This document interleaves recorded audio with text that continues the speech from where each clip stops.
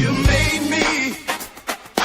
You know who I am. You created all things, have all powers in your hands. My life I live for you. My life I give to you. There's nobody greater. Nobody greater. With my hands lifted up, my voice will sing your praises. Nobody greater. Nobody greater. With my mouth I will sing. I'll tell the world of your goodness. Nobody greater. Nobody greater. We bow down to you. We give you all the glory. Mold us in your image. Make us after your heart. Lord, we love you. We'll give you praise. Nobody greater. Nobody greater. Oh, My hands lifted up, my voice. sing your praises. Nobody greater. Nobody greater. Nobody greater. Nobody My greater. mouth I will sing. And Lord, I'll praise. tell the world of your goodness. Nobody greater. Nobody greater. With your praise. My hands lifted up, my voice will sing your praises. Nobody greater. Nobody greater. Nobody My greater. mouth I will sing. Okay. I'll tell the world of your goodness. Nobody greater. Nobody. Nobody greater. Oh. Who can stand Yeah. before his throne? Nobody greater. Nobody greater. No. Nobody greater than you. Who can stand? Baby, strong. Hello, everybody, and welcome to this week's edition of I'm Out of the Box, and I am your host, Apostle T. Roy Jenkins. Each week, we try to come on and present episodes that are impactful, insightful, deep, and sometimes controversial. And this week, we have such a subject. So listen, take the time now to like, tag, share, invite, tell somebody about I'm Out of the Box, and subscribe. Subscribe so that you will know when a new episode has been loaded. We've been discussing who's raising our children because, our children just seem to be really out of control and aimless and in need of guidance. And we've been discussing children that are being raised in the foster care system. And we even discussed the educational system. Today, I want to talk about something. Our culture, Black culture, is heavily influenced by the media, whether it be mainstream media or social media. But particularly, I want to discuss the impact that the film industry and cable television have on our children today. So buckle up and let's go.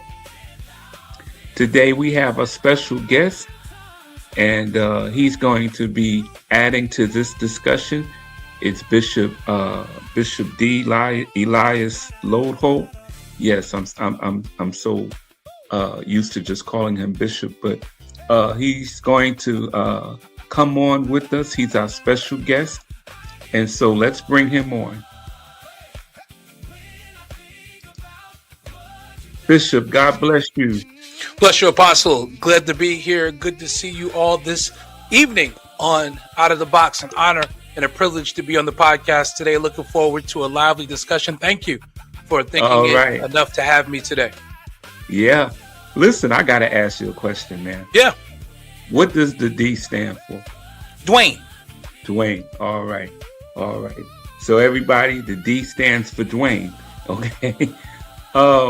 We're talking tonight about the film industry and also cable television. Now, cable television is relatively new as it relates to the film industry. So I have some background on the film industry that I want to present tonight. First of all, an unusual fact that I came across was that in the late 50s, early 60s, right? UCLA, which is the University of California at Los Angeles, they financially assisted Black students to attend film school. And they did this so that it would be able to counter the racist misrepresentations of Blackness in the American movie business. All right. I thought that was very interesting because it gave so many the opportunity to learn how to film, learn how to direct and everything, and also the business side of it, you know, because it is a business. Now, there's a quote that I saw, Bishop, and I want you to kind of like help me out with this. I'll read the quote. This is from Idris Elba, and he's a well-known Black actor in the industry right now. He says, listen, if you are going to call a film a Black film, then you have to make a film that represents everyone that's Black, which is almost impossible. That's why white films are not called white films. They are just called films. Bishop, how do you feel about that quote? Here's where I get in trouble. Yeah, I'm going to start off hot. I think that, and first let me say that I am a big fan of Mr. Elba's work. I think he's a phenomenal actor and a great representation of Blacks in Hollywood who have done it the right way. Classically trained actor, an amazing talent. But I think that his statement is short-sighted because it doesn't take into account what we have as a people have had to go through societally. We have to understand that the coining of the phrases like Black films, white films, or ethnic films, urban films, whatever you want to call them, they were coined because in the quote unquote mainstream, there was not a market that was made for us. There was not a lane that was made. So we had to create one. In the 70s, it was Blaxploitation, which quite honestly, if we're honest, and if, for those of you who haven't seen it, go see Eddie Murphy's amazing Dolomite film. Because if you're a student of film, you will understand that they even acknowledge the white studio that picked up the Dolomite film, because most people don't know it was actually an independent film first that got picked up mainstream. That saved the movie industry. We're going to talk about it.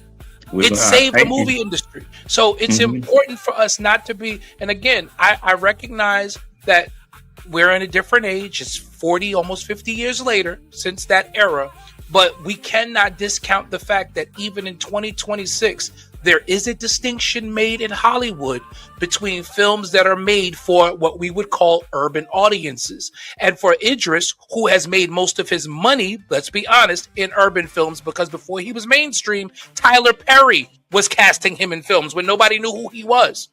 Right. So you can't smack down the hand that gave you the leg up.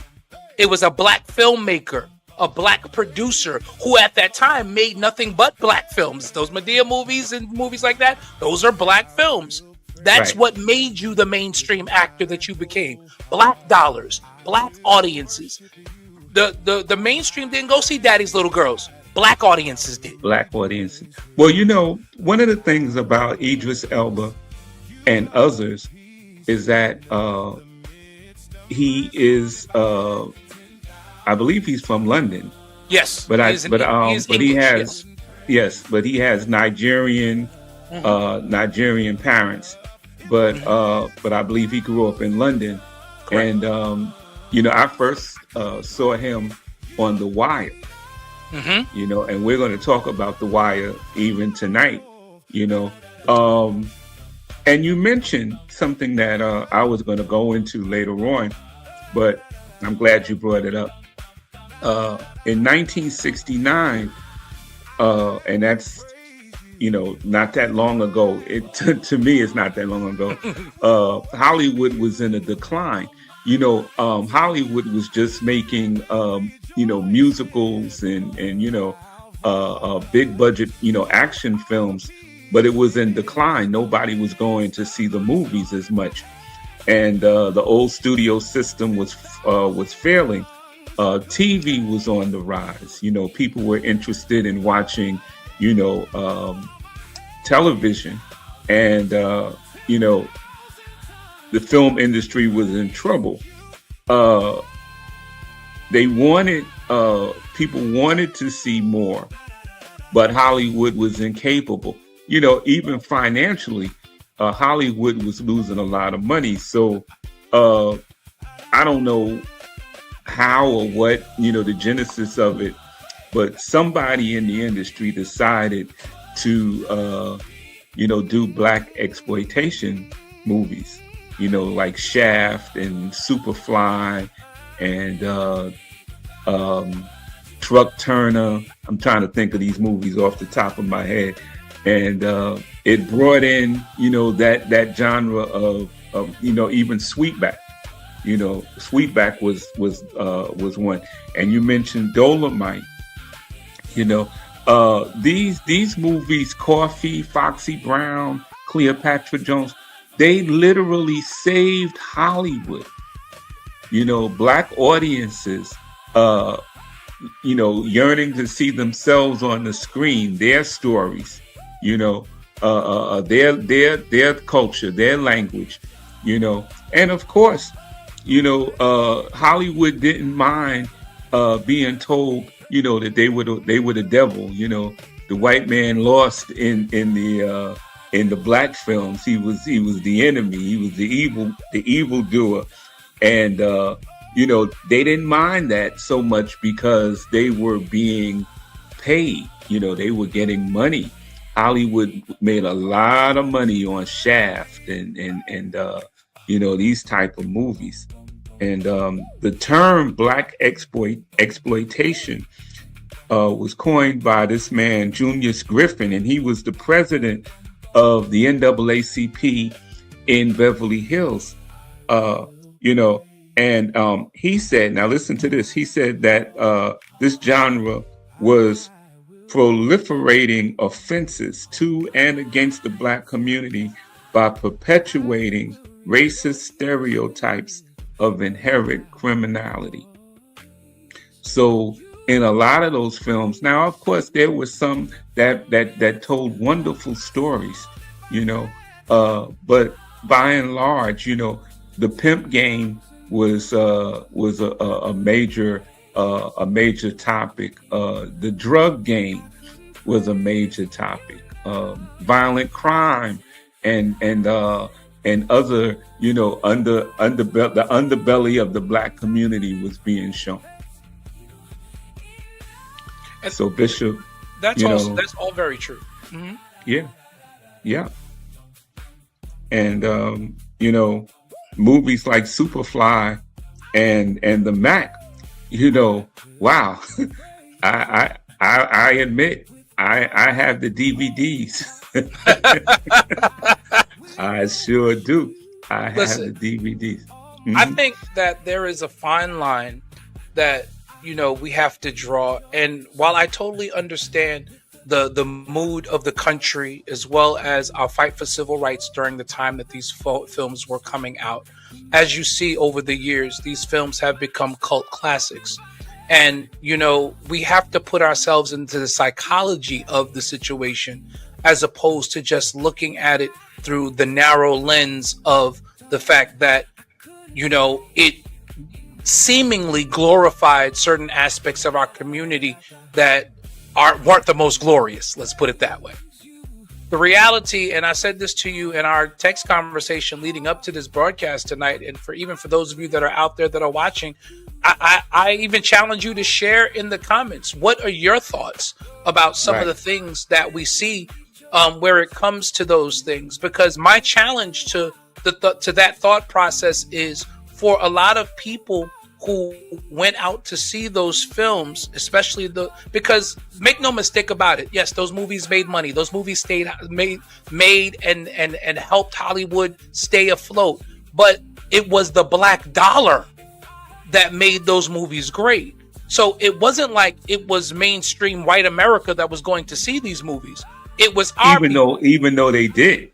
They did. Even They did. They did. But the highest concentration in those movie houses of those days was the Black Dollar. They were played in urban communities because when you understand the nuance of how the film industry works, I mean, you and I grew up, and granted, it's a lot different than obviously from when you grew up, and you're a little bit older than I am, you know, to where you grew up. And when I grew up, you know, I grew up in Brooklyn where the Kenmore Theater was on Church Avenue in Brooklyn. You know, I grew up in an era where there were movie houses in our communities. I mean, the last movie house that I knew of in a community that was in East New York is now a food bazaar. But we were used to having movie theaters in our communities. And let's think about it. What did they put in those theaters? They put movies that appealed to us. Yes. They weren't going to show Sex in the City on Linden Boulevard. No. They weren't going to do that. But you know what was going to be there? What was going to be there was New Jack City. New Jack City. Mm-hmm. Boys in the Hood was going to be there. Right. Absolutely. Because they understood. And you know, now you said that it was the Black Dollar, and what fueled the Black Dollar was the Black appetite. Absolutely. You know, this is what we wanted to see.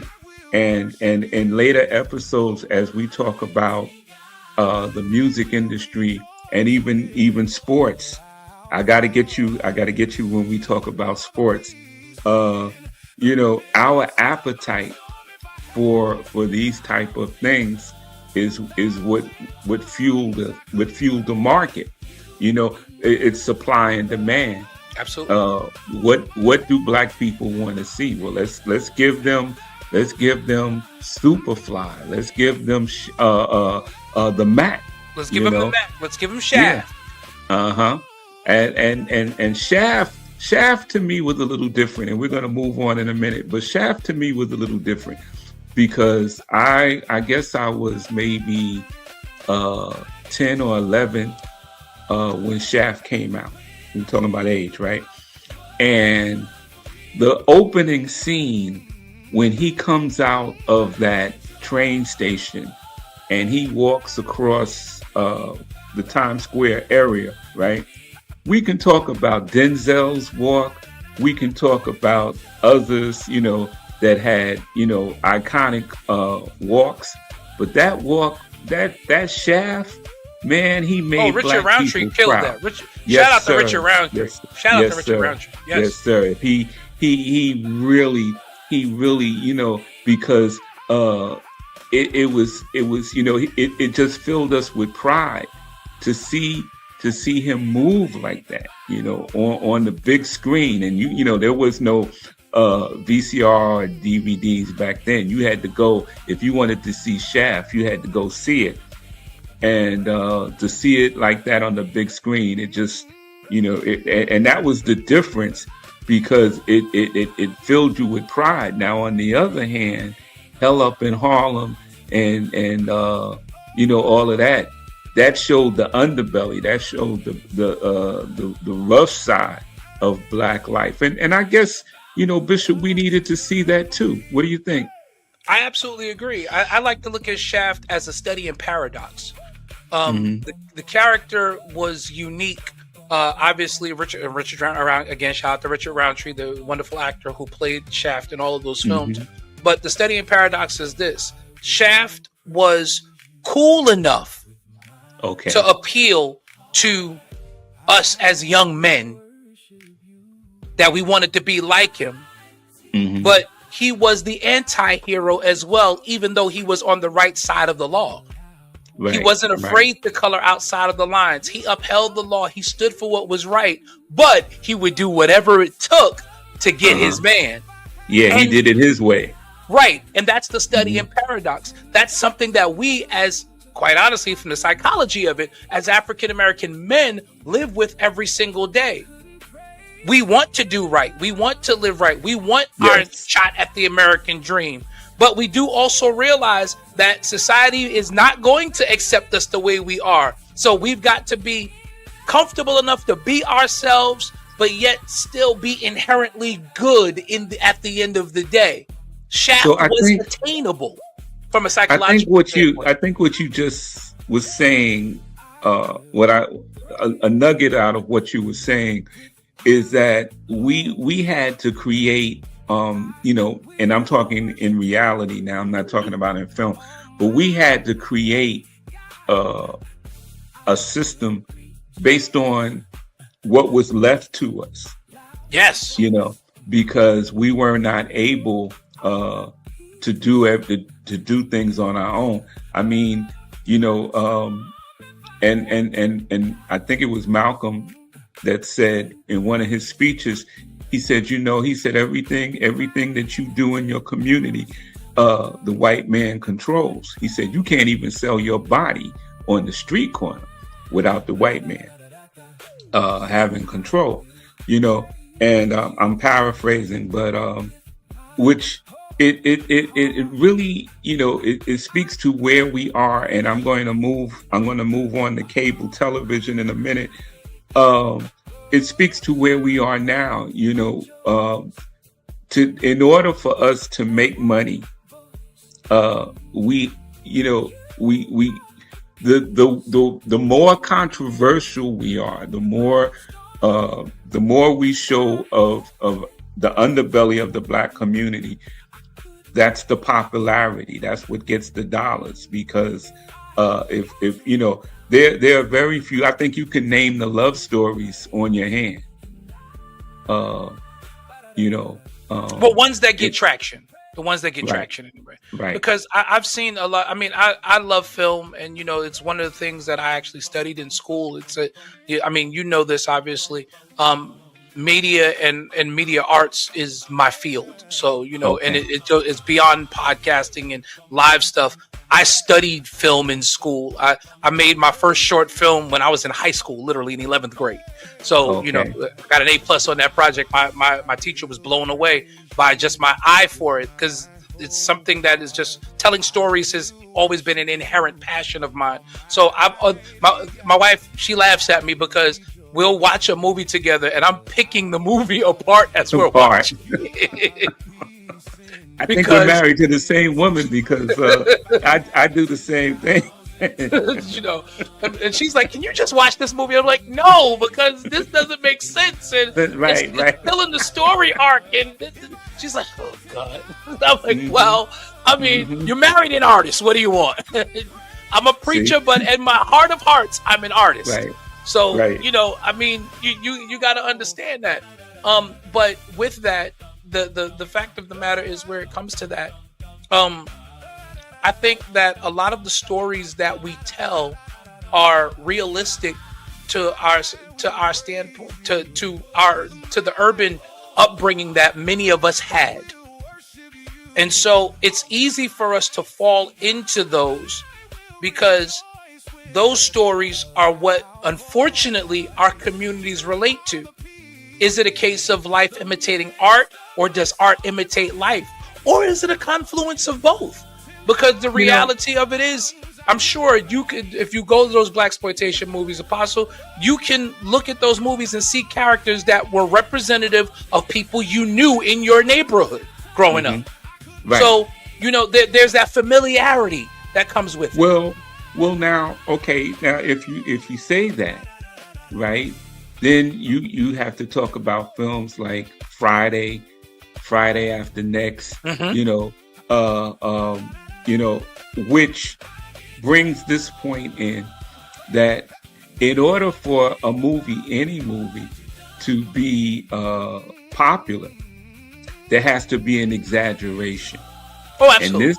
And this is where I have the problem, that in many of these crime stories that are made and produced in Hollywood as it relates to Black people, a great deal of it is exaggeration. I mean, if you were to get up right now and the two of us take a flight to Crenshaw, which is in LA, we would find it very different than what's being portrayed in the movies. if we went to Chicago, or Detroit, we would find that it's yes, is there violence in these cities, in New York and whatnot?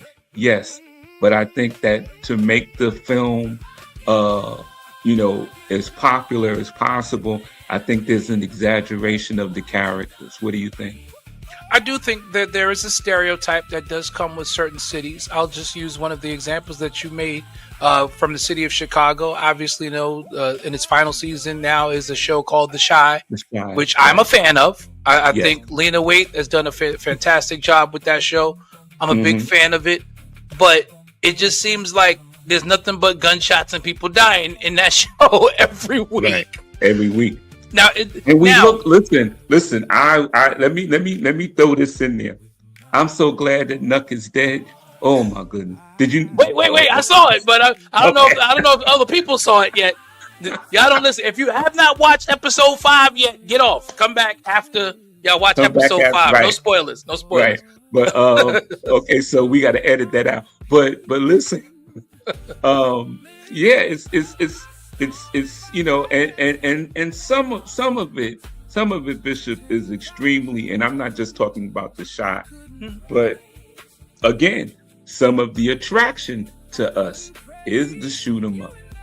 It's the mean, Chi. It's the yeah. power. It's the power universe. It is one of the things that struck me because, again, being the artist at heart, I remember with the Power Universe, one of the things that Courtney Kemp, the brilliance that she had putting the show together, is she was adamant that the city of New York had to be a character in the show, In the movie itself, yeah. so to speak.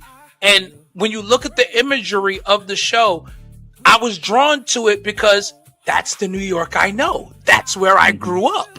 It seemed to be authentic. Right. And But- I grew up in those projects. I knew cats like Ghost. Right. I knew Tommy. I knew Kanan. I won't say his name, but I knew the real life Kanan. Who was in Tilden Projects doing that stuff. Doing dirt, and running everything. And he done retired and moved to Maryland. Still running. He's not running the streets no more. He's a legit businessman. So unlike Ghost, he got out with his life. But I watched somebody literally live that dichotomy. So that Ghost is real to me because I know somebody who struggled with that. I wonder if, and like I say, I can cover this in other episodes. I'm about to say we may need a couple parts. with music. We Man, might I got have to to bring take you. a month on this. I'm gonna have to bring you in. You and my brother Alan. I got to bring you guys in Absolutely. when I talk about music and different ones. But our it seems like these, and the founding of it was the black exploitation films. Okay, I agree. And That is the foundation. And now, I agree. many of us, our appetite is so strong for these type of presentations, and it's been fueled. It's been laid on us. Of course, black people have made money and they've made careers, but the real money has been made, not in our community. And that's what exploitation is, to take what you do and capitalize on. And the more money there is on the table, the more they want these images presented. If you go to Hollywood and you pitch them a movie and it's real positive, it's not going to get made, Right. because there's no money, it seems, in positivity. I want to read this quote to you, and you and I discussed it earlier, and this is from Huey P. Newton. He said, "I do not expect the white media to create positive black male images. Positive black male images are created through revolution." And you asked me a question. You asked me the question, well, what does revolution look like in the 21st century? Okay. And I'll just say that our appetite has to change, for these images. Okay, remember, and when I say remember, of course you wouldn't remember, but you've seen the images of the Step and Fetch It, and Kingfish and Amos and Andy, and we lost the appetite for those images, and so there's a few of us that still want to see that kind of stuff, the menstrual stuff and all that, but the majority of the community lost interest in that because we saw the harm in that.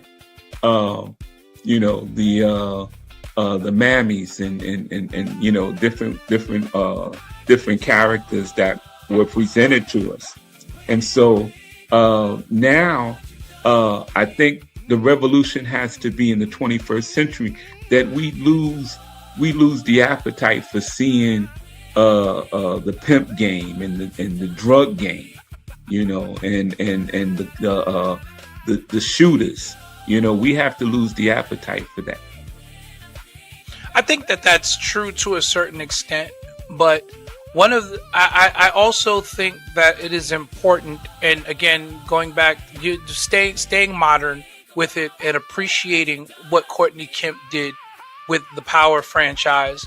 You had 6 seasons of a show that became insanely popular. Amari Hardwick as James St. Patrick, Ghost. St. Patrick, people fell in love with that character until this day. They're still talking about Ghost. But I think a lot of people miss the point of why Ghost had to die. It didn't bother me that Ghost died at the end of season 6 because that had to happen. Because you can't straddle that fence for your entire life. Okay. It was a study in you're either in or you out. But right. Many of us, our community, missed the narrative. Ghost was a cautionary tale. He really was. He had the right ideals. He had the smarts, but he could not bring himself to totally leave that life alone. He couldn't pull away. And of course, Tasha didn't want to. Episode 1. I knew she was trouble from episode 1. Dude, you didn't think there could be more? What did you think I would be? The biggest GD drug dealer in New York. That's what you want for your husband? Y'all got kids. 3. We have to lose the appetite for all of that. And we have to lose the appetite. And that was the cautionary tale right there. We fall in love in our communities with the bad images. We fall in love with shows like Baddies that depicts our young ladies in a horrible light. Horrible. Right. In reality, we fall in love with Basketball Wives and Real Housewives of Atlanta. Things that glorify the negative aspects of who we are, because all of us are studies in paradox. There's good with bad in each and every one of us. But it's one of the reasons why social media is so toxic, because you'll get 1,000 likes on a post thrown off on somebody. But if you post how good God is or how somebody can get out, you might get 5. So you're right. We have to lose the appetite, but not enough of us have lost the appetite. And so Hollywood that's what I think the revolution has to be. So who spearheads that revolution? Who leads that charge? Guys like us, regular guys, normal guys, preachers, pastors, True. But we don't have the level of influence that say. No. I mean, let me get in trouble further. Let me be. Y'all. I know y'all wanted out of the box, so he brought me on, so I'm completely out of the box. Just in case y'all don't know, Tyler Perry was on that trajectory. Madea was a bit of a coon character. Yes, it's Tyler in a dress, but it was at least inherently positive. Over the last several years, he has gone completely 180 to the other side with the types of content that he is putting out now. and where that but influence was going positively, he sold out. the level of criticism that Tyler Perry had to deal with, not just because he was in a dress, but because of the type of movies that he was making. Mm-hmm. He suffered a lot of criticism, like you say. There was positivity. There were messages in his films that you could take and apply to your own life. Absolutely. Was it campy? Yeah. Was it a little corny? Absolutely. Yeah, but it was positive. Right. And I'm not saying, that everything that we do has to be positive. No, because that wouldn't be reality. No. But so many of us, because we've been spoon-fed negativity, somebody outside of our community has decided that this is the way I'm going to send my child to college. This is the way I'm going to, bankroll and provide for my family by spoon feeding the Black community every negative thing I can. I wanted to talk about Starz. I'm running out of time though, but Starz, the cable station, particularly Starz, because when Starz started in 1994 is when they originated, Mm-hmm. and they were just rebroadcasting films. Now Starz is responsible for Power Universe, BMF, which I absolutely loved. I hated to see it ended, but BMF, and it's constantly in rotation. If anybody that has a subscription to Starz, you know what I'm talking about. At any time, day or night, you can turn on Starz and see a negative, what I consider a negative portrayal of Black people. Even though it's a good shoot 'em up. Listen, let me ask you this, and we're going to close this out. Because I also grew up in the era where Hollywood put out movies, with the Italians. It was The Godfather and Goodfellas and all of this, and I grew up loving gangster movies and the Italian stories and the mafia and all this kind of stuff. But let me ask you, when was the last time, and I know the last current mafia movie that I saw, but when was the last time you saw Hollywood put out a mafia movie? They don't exist anymore. Right. Even when you think to MGM Television, which produces another fantastic show starring Forrest Whitaker, The Godfather of Harlem. The mafia characters, which are real mafia figures who roamed New York and Harlem in those days, they are fringe characters to Bumpy Johnson, because it is the Black story that's being told. Right. I think the Italians, for the most part, have lined up against Hollywood to the extent that they don't want any more gangster films, portraying them as gangsters and mob people. The Jews that run Hollywood, yes, I said it. The Jews that run Hollywood, they've made a deal. And it's clear that, the decision has been made to go away from that. The days of The Godfather, Goodfellas, and those types, Casino, and those types of movies are gone by the wayside. And again, the power of the Black dollar, the power of Black influence is so great that, like you said, until we recognize our own level of influence and start to change that narrative, this is what's going to continue to happen.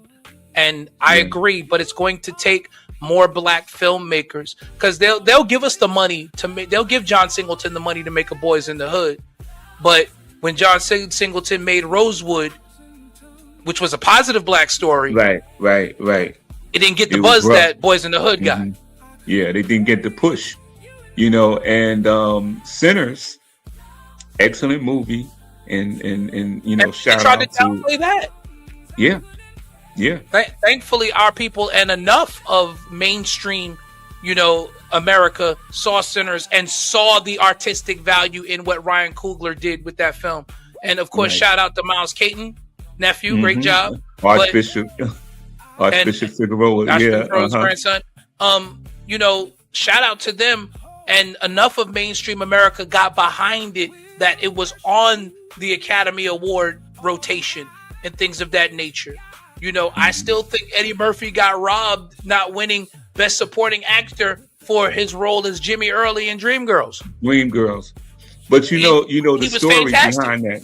You know Oh, the yeah. story behind that. Oh yeah, they're still mad at him for what he said back in like '83. Right. Exactly. They're still mad at him for that Because he got on not stage and told only the did he- truth. Not only did he get you know, and like Denzel got robbed for Hurricane, and the next movie he made after that, of course, was Training Day. And they gave it to him for the negative character that right, he played, and not for the positive one. I Right. mean, it just goes to say, and it goes to show, again, shout out to Eddie. Again, I'm one of the biggest Eddie Murphy fans there is. I'll pretty much watch any of his early films. I'm not so much into his family stuff. There are a few of his family films that I like. Daddy Daycare, I love, you know, but early Eddie Murphy, I'm talking about from 83 up until Trading Places. from Trading Places, 83 up to I want to say like 97. And in this most recent Beverly Hills Cop, Axel Foley that he did was really good. But those films, I'm big on him. But if you watch the movies that he produced, starting with Harlem Nights, Coming to Harlem America, Mm-hmm. Boomerang. Boomerang was so Boomerang widely was panned. White critics said that this is not realistic because there were no white people in prominent roles in the the cast. film. Right, in the cast. That's crazy. Yep. That's what they think Yeah. of us, y'all. That's what they think of us. Yes. And we need to we know can't that. carry a I'm film. glad you said that because we need to know that. This actress that is playing Helen of Troy in The Odyssey, and that I think it's going to be released in a couple of days. Right? Yeah, in a few days. One of the critics was upset because a black actress She's a woman had of been color. chosen, and the answer came back. But dude, this was a fictional character. This is, you know, but they don't want, you know, it's really something, and people need to know. When And they I'm wanted to gonna when they wanted to cast Idris as James Bond, you saw the flack that came from Lord that. have mercy. Yeah, he didn't get it.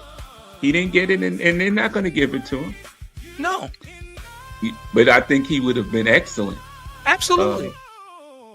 And but but I think you again- said something very poignant just now, Apostle. You said these are fictional characters. These are Yes. not. I mean, it would be one thing if we were talking about recasting a historical figure. Like that Like would be like Jesus. having Like Jesus. That would be like having Jim Carrey playing Martin Luther King. That we Right. we could look at that and go, "Come on now, stop playing." Mhm. But Mhm. with a fictional character, you can do whatever you want with it. It's not Right. real. You can make him whatever. You can make him or her whatever color color. you want.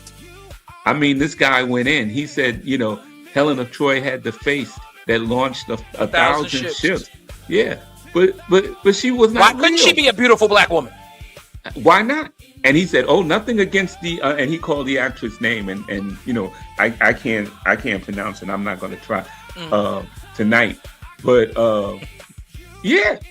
I mean, why you know, why it can't be her? Why not her? She's beautiful, but she was good enough to play the witch in Wicked. Wicked. Mm-hmm. Yeah, but she can't be Helen of Troy, and we need to know that this is what they really think of us. So when we go to the box office with our dollars, or when we, you know, subscribe to these cable channels and everything, they're looking at us like a piggy bank, man. That's You know? what we are. We are the biggest consumers, but we only represent less than 10% of the wealth in this country. But we're the biggest consumers of content and services in this country. We've got to find a way to flip the script. And I do agree that it starts with Hollywood. And that's why, if I had the opportunity, I would appeal to people like Tyler Perry, who owns that immaculate studio in Atlanta. In Atlanta, yes. And who has these big deals with these different networks and different film companies. Listen, you've got to now use the leverage that you've attained and start to put some pressure on them. And most importantly, let's start giving some more shine to some more black artists. Right. Open up doors for more black actors, more black directors, more black filmmakers, more black writers. Yes. Mm-hmm. Because that's the only way it's going to change. It has to start in the writer's room. It's difficult when you look back at a TV show like Good Times, where John Amos lost his job because he kept butting heads as a black man with the all-white writing room. Right. Right. How do you have a show about a black family in the projects and the entire writing room is white? White. How does that work? Never lived in a project. Don't understand the black condition. No. I tell people, as a sidebar, I tell people all the time, there are two things I've been all my life: black and in church. So it's nothing. It's nothing about that experience that you can tell me, because I've seen a lot. Well, Bishop, thank you for coming on and being with us tonight. And we're going to bring you back on. There's some more subjects, especially the sports. And I know you have your podcast, Church Sport Guy, Church Guy Sports Show. Yeah, thank you. And you may not like some of the things that I say about sports, and I'm for the culture. I want to see black people rise to where we should be. And so there's a lot of misgivings I have about the sports industry, but we'll talk about it, Bishop. Absolutely. There's a lot to unpack just across all of it. And again, an honor and a pleasure. Thank you for sharing your audience with me and for the opportunity to share with them. And I look forward to doing it again. All right. And everybody listen, like, tag, share, subscribe. Let everybody know about I'm Out of the Box. Have a good evening, everybody. Thank you.